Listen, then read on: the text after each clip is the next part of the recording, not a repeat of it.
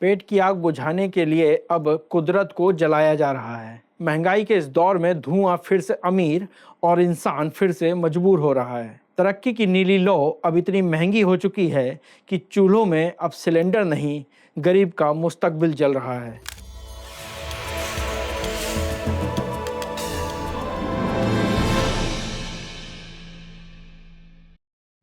महज 10 साल 15 साल पहले जो गैस सिलेंडर 400 रुपये में महंगा लगता था, आज उसका सरकारी रेट तकरीबन 1100 रुपये है और ब्लैक में आप उसे 4-5 हजार रुपये देकर खरीद रहे होंगे।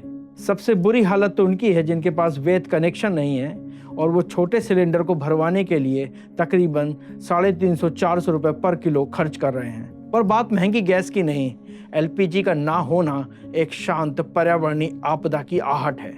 छोटे ढाबों, दुकानों और भारत के गांवों में फिर से कोयला और लकड़ी की वापसी हो गई है। Council on energy environment and water के डेटा के अनुसार गैस की कीमतें बढ़ती हैं तो ग्रामीण और अर्ध शहरी इलाकों में फ्यूल स्टैकिंग यानी गैस के साथ लकड़ी का उपयोग 15 से 20% तक बढ़ जाता है। इस समय यह डेटा और भी ज़्यादा बढ़ा हुआ है, यानी धुरंधर धुआं फिर लौट आया। जब मजबूरी में लकड़ी, उपले या फसल अवशेष जलाए जाते हैं तो इसका असर सिर्फ रसोई तक सीमित नहीं रहता।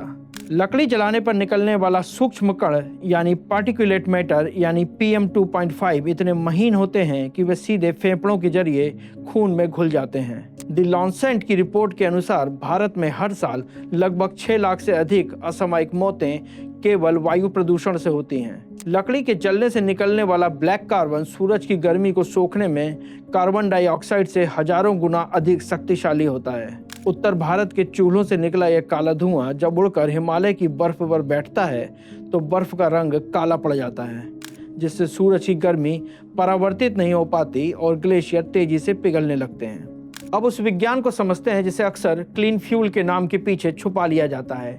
एलपीजी यानी लिक्विफाइड पेट्रोलियम गैस।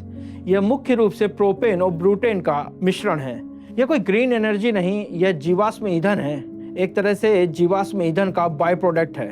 जब रिफाइनरी में कच्चे तेल को उबालकर पेट्रोल और डीजल बनाया जाता है तब एलपीजी निकलती है, यानी इसका अस्तित्व भी उसी तेल पर टिका है जो धरती को गर्म कर रहा है।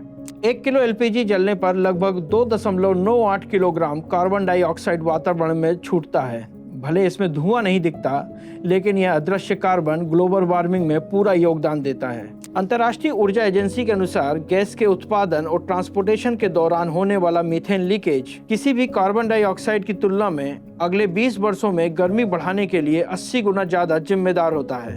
यह एक पर्यावरणीय आपदा है।